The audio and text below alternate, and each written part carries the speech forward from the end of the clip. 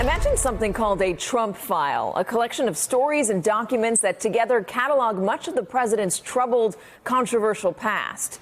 It would, of course, be the holy grail to anyone trying to ruin him.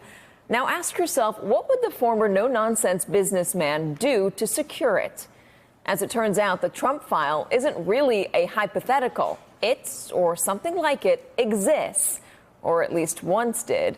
And new reporting today from the New York Times details the steps Trump was willing to take before the 2016 election to keep it in the right hands. Quote, Trump and his lawyer at the time, Michael D. Cohen, devised a plan to buy up all the dirt on Mr. Trump that the National Enquirer and its parent company had collected on him dating back to the 1980s, according to several of Mr. Trump's associates.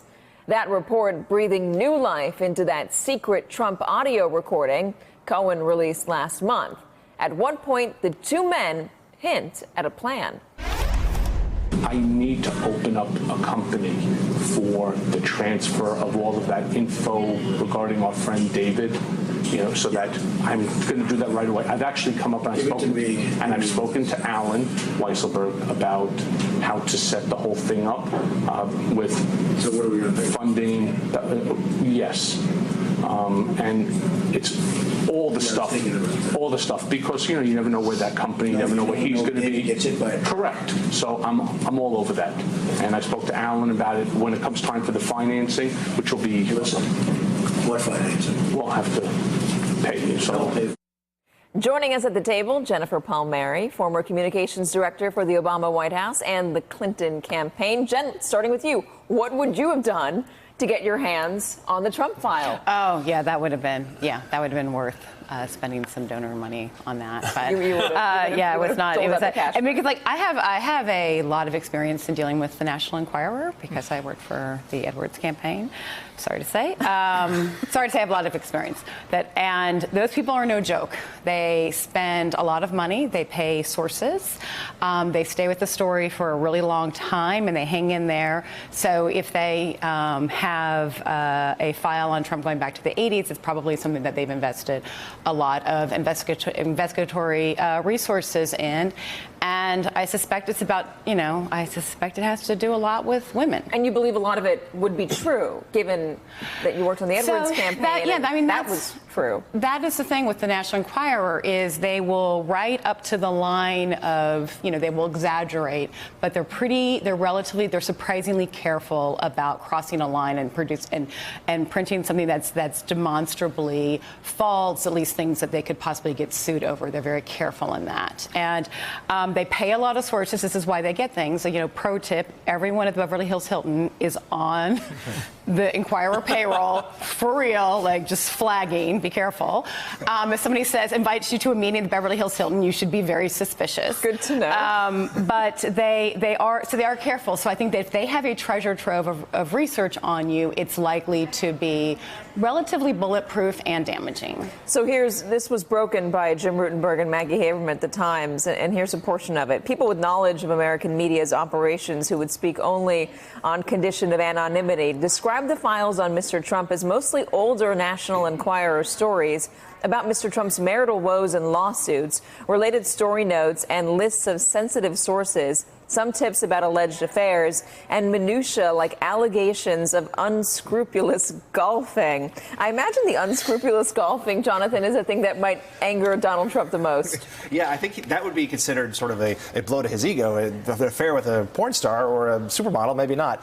But yes, the Associated Press last week also had reporting on this, about this vault, the secret safe that the Enquirer had on Trump, and some of which perhaps they collected on their own, some of which perhaps working with Michael Cohen in tandem to take a bad story and put it there, so therefore it's not to be put out in the public eye. But certainly this would be, perhaps the holy grail of opposition research for someone who was trying to ruin him or run against him. But here's the thing, a lot of this stuff did come out before the election. There were allegations from women that he harassed them or did worse, groped them. He's denied all those. There were always stories about affairs out there. There was legal filings from his ex-wife Ivana saying that he raped her. Donald Trump denied that, and she later pulled it back. But all of this information was out there. So why would this be so concerning that Donald Trump and Michael Cohen would want to keep it buried. It's true. He won anyway. Let's remember about all that. I mean, some of it is perhaps there's stuff in there that we don't know about. There's something that would cross the line to be more damaging than the litany of things you just listed. You know, if depending when the transactions were, I mean, it could open up into campaign finance violations again, depending if this was done last year. So that would be a legal front they'd be concerned about, and I'm sure would be looked at. You know, the relationship between the Enquirer and, you know, AMI and Donald Trump is one that's ever evolving, and I don't think this is the last story we've read about it. So Maggie makes a point in a tweet of hers. She says, what's getting lost here is people are reading our story. The file with National Enquirer on Trump Dirt went back for nearly 20 years, long predating Cohen working for Trump. This was Trump's concern about controlling information. The tape indicates this was not some idea that Cohen came up with, but was an expected part of his job. He was a fixer, after all. I just want to point out for a second here, Katie.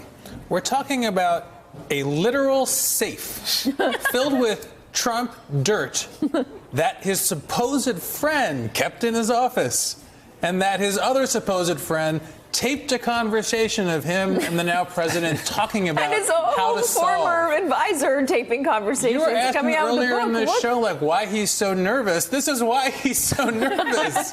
What a world. What friends to have. What allies to have. But it's it does, crazy. I mean, I know we're laughing about it, but it does speak volumes about the people that he surrounds himself with, and the way, but also the way he operates and the way people feel they need to protect themselves from Donald Trump. Yeah. Yeah, that's right. Look, I'm skeptical that there's anything in this file that would prove that surprising as it relates to Donald Trump and women. So why does he want to buy it up? I think, well, probably because he's worried about it coming out before the election. But what would it be? Like that he had sex with a porn star while watching Shark Week, you know, right after his son was born? I mean, there's not much that would surprise you. The thing that interests me more is the question of money, how they were going to pay for it. Was this going to be out of Donald Trump's pocket, his personal money, which would be appropriate, which would be legal? Or was this going to be another example of him trying to use corporate money or maybe Michael Cohen's money that was unreported as a campaign action? Does the SDNY have these files? We don't know. I mean, Pecker's cooperating, or he's gotten immunity. Yeah. So wouldn't it stand to reason that if there are these files, if Volt did exist, and even if they were moved, that the SDNY would say we need those files if we're going to give you immunity? It would depend if it was relevant to the case. I think they would certainly ask David Pecker what they were about and would probably want to look at them. They would ask Michael Cohen about them. If there was anything that went to the case they've been working on, I think they would definitely want to see them. If it was just gossip from 20 years ago, maybe not. Hey there, I'm Chris Hayes from MSNBC. Thanks for watching MSNBC on YouTube. If you want to keep up to date with the videos we're putting out, you can click subscribe just below me or click over on this list to see lots of other great videos.